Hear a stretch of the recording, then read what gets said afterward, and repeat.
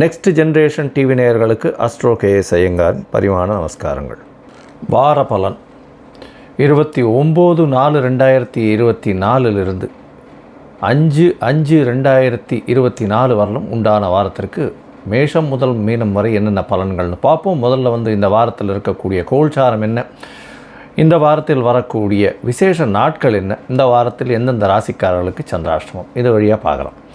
முதல்ல இந்த வாரத்தினுடைய கோல்சாரம் அப்படின்னு பார்க்கும்பொழுது காலபுருஷ தத்துவத்தின் முதல் ராசியான மேஷ ராசியில் சூரிய பகவான், ஏன்னா சித்திர மாதத்தில் இருக்குது, சூரிய பகவான், சுக்கிரன், குரு 3 கிரகங்கள் இந்த வாரத்தில் 6ஆம் இடத்துல, அதாவது ஆரம்பிக்கும் பொழுது பார்த்தோம்னா இந்த வாரம் ஆரம்பிக்கும் பொழுது கன்னியா ராசியில் கேது பகவானும், சனி பகவான் கும்பத்திலையும், செவ்வாய், புதன், ராகு இந்த 3 கிரகங்கள் மீனத்திலையும் இருக்கக்கூடியது இந்த வாரத்தினுடைய விசேஷம்.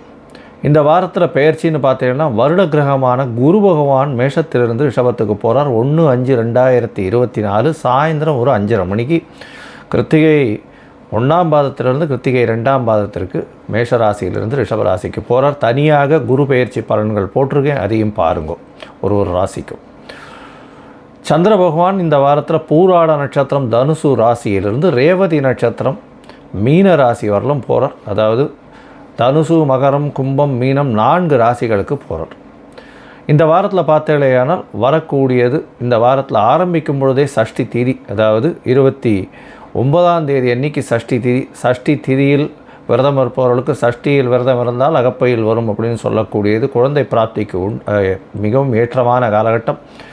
இதை தவிர முருகனுக்கு வழிபாடு மிகவும் ஏற்றம். அதாவது முருகப்பெருமானை நினைத்து சஷ்டி திதி என்று விரதம் இருப்பவர்கள் நினைத்த காரியம் கைகூடும். இந்த வாரத்தில் பார்த்தலையானால் 1/5/2024 அன்றைக்கி குரு பெயர்ச்சி பலன்கள். குரு பகவான் மேஷராசி கிருத்திகா நட்சத்திரம் 1ஆம் பாதத்திலிருந்து கிருத்திகா நட்சத்திரம் 2ஆம் பாதம் ரிஷபராசிக்கு போகிறது பெரிய விசேஷம். இதன் மூலியமாக அவருடைய பார்வையும் அவர் இருக்கும் இடத்தை வைத்தும் பார்வை பலனை வைத்தும் ஒரு ராசிக்கும் தனித்தனியாக மேஷம் முதல் மீனம் வரை உண்டான ராசிகளுக்கு உண்டான பலன்களை போட்டிருக்கேன், பாருங்கள் அவசியமாக. இந்த வார கடைசியான 4ஆம் தேதி, அதாவது இந்த வாரம் சனிக்கிழமை 4ஆம் தேதி அன்றைக்கி பார்த்தோம்னா 4/5/2024 அன்றைக்கி ஏகாதசி. இந்த ஏகாதசி விரதம்ன்றது வைஷ்ணவர்களுக்கு மிகப்பெரிய ஏற்றம். அதாவது இது கிருஷ்ணபக்ஷ ஏகாதசி, மூவிங் டுவர்ட்ஸ் அமாவாசை, அதனால் கிருஷ்ணபக்ஷ ஏகாதசி இது மிகப்பெரிய விசேஷம். பாப விமோசன ஏகாதசின்னு பேர். இந்த விரதம் இருப்பவர்கள் எந்த விதமான பாவங்களாக இருந்தாலும், தவறு எந்த ஒருத்தருக்கு பண்ணியிருந்தாலும் அதை போக்கக்கூடிய பாப விமோசனி அப்படின்னு சொல்லக்கூடிய ஏகாதசி.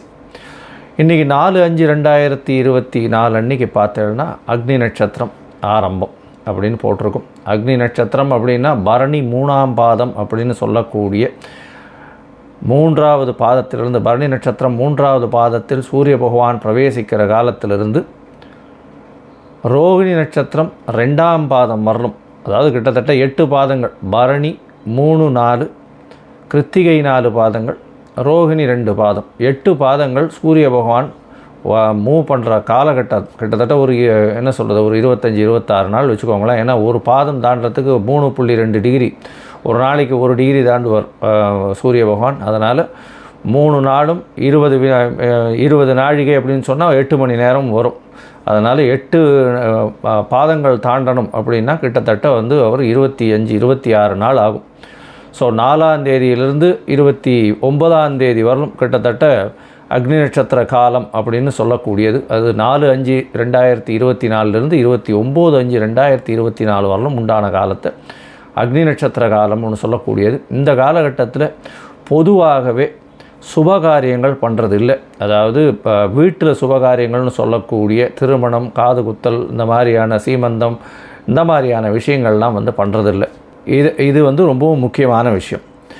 இந்த வாரத்தில் எந்தெந்த ராசிக்காரர்களுக்கு சந்திராஷ்டமம்னு பார்த்தா ரிஷபம், மிதுனம், கடகம், சிம்மம் இந்த 4 ராசிக்காரர்களுக்கும் சந்திராஷ்டமம் வருது. சந்திராஷ்டமம்னா உங்களுடைய ராசிக்கு 8ஆம் இடத்துல சந்திர பகவான் மறைந்திருக்கக்கூடிய காலகட்டத்தை சந்திராஷ்டமம்னு சொல்கிறோம்.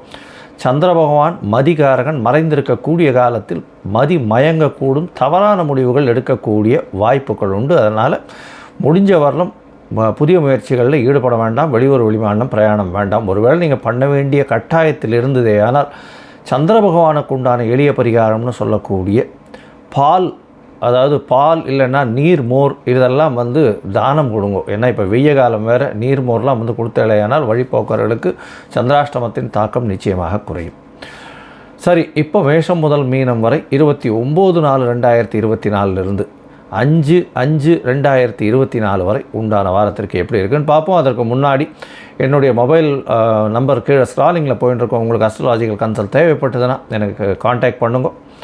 உங்களுடைய date, time, place of birth, உங்களுடைய நேம், பேரண்ட்ஸ் நேம் அனுப்பிச்சலையானால் உங்களுடைய ஜாதகத்தை போட்டுட்டு அதில் சந்தி இருக்கான்னு முதல்ல பார்த்துட்டு, அதாவது நட்சத்திர சந்தி, பாத சந்தி, ராசி சந்தி, லக்ன சந்தி, எந்த சந்திகள் இருக்குன்றதை பார்த்துட்டு, அதை தவிர வந்து ராகு கேத்துவில் வந்து எந்த கிரகங்களும் அடைப்பட்டிருக்கா இல்லை சேர்ந்து இதுவாகிருக்கா அப்படின்றதையும் பார்த்துட்டு, உங்களுக்கு உண்டான தசாபுக்தி அந்தரம் சூக்ஷ்மத்திற்கு என்ன பலன்கள் அப்படின்றதையும் பார்த்துட்டு, இன்றைய கோல்சார பிரகாரம் எந்த பலன்கள் வருது அப்படின்றதையும் பார்த்து என்னுடைய கட்டணம் என்னன்றதையும் தெரிவிக்கிறேன். அதை போட்டதுக்கப்புறம் நான் உங்களுக்கு அப்பாயின்மெண்ட் கொடுத்து சொல்கிறேன்.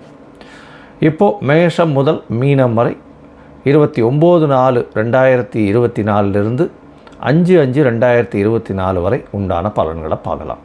மேஷம் அஸ்வினி பரணி கிருத்திகை இந்த 3 நட்சத்திரம் 9 பாதங்களை கொண்ட ராசி என் அதிபதியும் சொல்லக்கூடியவர் செவ்வாய் பகவான் ராசிக்கு 12ஆம் இடத்துல இருக்கார். இருந்தாலும் பரிவர்த்தனை யோகத்தில் இருக்கக்கூடிய காலகட்டம். உங்களுடைய ராசியிலேயே பார்த்தீங்கன்னா 3 கிரகங்கள் இந்த வாரம் ஆரம்பிக்கும் பொழுதே இருக்குது. அதனால் பெரிய ஏற்றம், உடல் நலத்தில் நல்ல ஏற்றம் இருக்கும். உங்களுடைய ராசிக்கு 9ஆம் அதிபதினு சொல்லக்கூடியவரும் 12ஆம் அதிபதினு சொல்லக்கூடியவரும் குரு பகவான் பரிவர்த்தனை யோகத்தில் இருக்கிறது பெரிய விசேஷம். இதன் மூலியமாக ஆட்சி பெற்ற 12ஆம் அதிபதி உங்களுடைய ராசியில் ஆட்சி பெற்று போகிறதும், ராசியின் அதிபதி 12ஆம் இடத்தில் இருக்கிறதும் நல்ல ஒரு ஏற்றத்தை கொடுக்கக்கூடிய காலகட்டமாக இருக்குது. தொழிலில் பெரிய ஏற்றம் இருக்கும். ஏன்னா 1, 5, 9 வந்து குரு பகவானை பார்க்குற, அதை தவிர சுக்கிரனும் இருக்கிறதுனால அதீத சுபத்துவம் அடையக்கூடிய காலகட்டம். 5ஆம் அதிபதியும் உங்களுடைய ராசியில் உச்சம் பெற்று போயிருக்கக்கூடிய காலகட்டமாக இருக்குது. இந்த வாரம் பார்த்தீங்கன்னா பெரிய ஏற்றம் கிடைக்கக்கூடிய காலகட்டம். உடல் நல்ல ஏற்றம் இருக்கக்கூடிய காலகட்டம். தொழிலில் பெரிய ஏற்றம். குழந்தை பிராப்தி ஏற்படக்கூடிய பாக்கியம் நிச்சயமாக உண்டு. அதாவது குழந்தை பிராப்திக்கு பார்த்து கொண்டிருப்பவர்களுக்கு, திருமணமாய் ரொம்ப நாள் குழந்தை பிராப்தி இல்லாதவர்களுக்கு குழந்தை பிராப்தி ஏற்படக்கூடிய பாக்கியம் நிச்சயமாக உண்டு. உங்களுடைய ராசிக்கு பார்த்தலையானால் 12ஆம் இடத்தில் இருக்கக்கூடிய 3 கிரகங்கள், அதாவது செவ்வாய், புதன் மற்றும் ராகு பகவான் 3 கிரகங்கள் இருக்கிறது பெரிய விசேஷம். வெளிநாடு, வெளியூர், வெளிமாநில சம்பந்தமாக புதுசாக வந்து ஒரு புதிய மூமெண்ட் இருக்கும். உங்களுக்கு வெளிநாட்டிலிருந்து சம்பந்தமாக உங்களுக்கு இம்போர்ட் எக்ஸ்போர்ட் பிஸ்னஸில் பெரிய ஏற்றம் இருக்கக்கூடிய காலகட்டம். உங்களுடைய 3, 6 அதிபதி 12ஆம் இடத்துல நீச்சப்பட்டு போகிறது பெரிய விசேஷம். ஏன்னா 3, 6 2 இடத்திற்கு வந்து மறைந்த ஸ்தானாதிபதி, அவர் வந்து இன்னொரு மறைவு ஸ்தானத்தில் இருக்கிறது மூலியமாக எந்த ஒரு விஷயத்திலையும் ஒரு நல்ல ஷார்ப்பான தீர்ப்பை நீங்கள் எடுக்கக்கூடிய காலகட்டமாக இந்த வாரம் அமைய போகிறது. இந்த வாரத்தில் பார்த்தலையானால் உங்களுடைய ராசிக்கு 11ஆம் இடத்துல வந்து சனி பகவான் ஆட்சி உச்சம், அதாவது ஆட்சி மூலத்திருக்கோண வீட்டில் இருக்கக்கூடிய காலகட்டம். இதன் மூலியமாக தொழிலில் பெரிய ஏற்றம் கிடைக்கும். அதுவும் வந்து ரியல் எஸ்டேட் தொழில் பண்ணின்றவர்களுக்கு திடீர் ஜாக்பாட் அடிக்கக்கூடிய காலகட்டம் இந்த வாரத்தில்.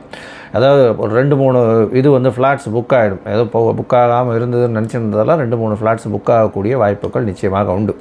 உங்களுடைய ராசிக்கு பார்த்தலையானால் போட்டித் தேர்வு எழுதக்கூடிய மாணவியர்கள் நாட்டை விட்டு வெளியில் சென்று போகக்கூடிய வாய்ப்புகள் இந்த வாரத்தில் கிடைக்க போகிறது. ஏன்னா 3, 6 அதிபதி 12ஆம் இடத்துல வந்து இருந்து ராகுவோட சம்பந்தத்தில் இருக்கிறது பெரிய விசேஷம். இதன் மூலியமாக வீட்டை விட்டு வெளியில் சென்று படித்து அவர்கள் வெற்றி பெறக்கூடிய வாய்ப்புகள் நிச்சயமாக உண்டு. எந்த ஒரு போட்டித் தேர்வாக இருந்தாலும் வெற்றி பெறக்கூடிய வாய்ப்புகள் நிச்சயமாக இவர்களுக்கு உண்டு. இந்த வாரத்தில் உங்களுடைய ராசிக்கு பார்த்தலையானால் சந்திர பகவான் உங்களுடைய ராசிக்கு 9ஆம் இடத்துல இருக்கார். 9ஆம் இடத்துல சந்திர பகவான் இருக்கக்கூடிய காலகட்டமாக அமையிறது. 9ஆம் இடத்துல குரு பகவானால் பார்க்கப்படுறதுனால நல்ல ஒரு ஏற்றம் கிடைக்கக்கூடிய காலகட்டம். உங்களுடைய உடல்நிலையில் நல்ல ஒரு ஏற்றம் இருக்கும். தந்தையின் மூலியமாக சொத்துக்கள் வரக்கூடிய வாய்ப்புகள் உண்டு. உங்களுக்கு வந்து வெளிநாடு, வெளியூர் படிக்கிறதுக்கு போகக்கூடிய வாய்ப்புகள் நிச்சயமாக கிடைக்கும். 30ஆம் தேதி வரலும் 30/4/2024 கார்த்தால ஒரு 8:30 மணி வரலும் இருக்கக்கூடிய சந்திர பகவான் உங்களுடைய ராசிக்கு 10ஆம் இடத்துல போகிறார். 10ஆம் இடத்துல ஒரு 4ஆம் அதிபதி இன்னொரு கேந்திரமான 10ஆம் இடத்துல போகிறது பெரிய ஏற்றம். இதன் மூலியமாக உங்களுக்கு தொழில் மூலியமாக பெரிய ஏற்றம் கிடைக்கும். இந்த 10ஆம் அதிபதியும் 11ஆம் இடத்துல இருக்கிறதுனால லாபஸ்தானத்தில் இருக்கிறது பெரிய விசேஷத்தை கொடுக்கக்கூடிய காலகட்டமாக இருக்குது. 10ஆம் இடத்துல சந்திர பகவான் இருக்கிறதன் மூலியமாக உங்களுடைய தாயின் உடல்நிலையில் நல்ல ஒரு ஏற்றம் இருக்கக்கூடிய காலகட்டமாக அமைகிறது. உங்களுடைய ராசிக்கு 11ஆம் இடத்துல சந்திர பகவான் போகிறார். அது வந்து 2ஆம் தேதி ஒரு 2:30 மணி, அதாவது ஒரு 11:30 மணிக்கு மேலே, 2ஆம் தேதி 11:30 மணிக்கு மேலே பார்த்தேனால் சந்திர பகவான் உங்களுடைய ராசிக்கு 11ஆம் இடத்துல போகிறது விசேஷம். இதன் மூலியமாக பார்த்தீங்கன்னா சந்திர பகவான் 11ஆம் இடத்துக்கு போகிறதன் மூலியமாக உங்களுடைய ராசியில் பார்த்தீங்கன்னா புனர்ப்பு யோகம் அப்படின்னு அமையிறது. ஏன்னா சந்திர பகவான் மிகவும் வேகமாக செல்லக்கூடிய கிரகம், சனி பகவான் மிகவும் மெதுவாக செல்லக்கூடிய கிரகம். இதன் மூலியமாக மூத்த சகோதரர்களோட சிறு பிணக்கு ஏற்படக்கூடிய வாய்ப்புகள் நிச்சயமாக உண்டு. உங்களுடைய ராசிக்கு 4ஆம், அதாவது 12ஆம் இடத்துக்கு வந்து சந்திர பகவான் போகிறார். இது வந்து 4ஆம் தேதியிலிருந்து 6ஆம் தேதி, 4ஆம் தேதி அதாவது மதியம் ஒரு 2:30 மணியிலிருந்து 6ஆம் தேதி இரவு ஒரு 7-7:30 மணி வரலும் பார்த்தாலே, ஒரு 5 மணி 6 மணி வரலும் வந்து அங்கே இருக்கார்.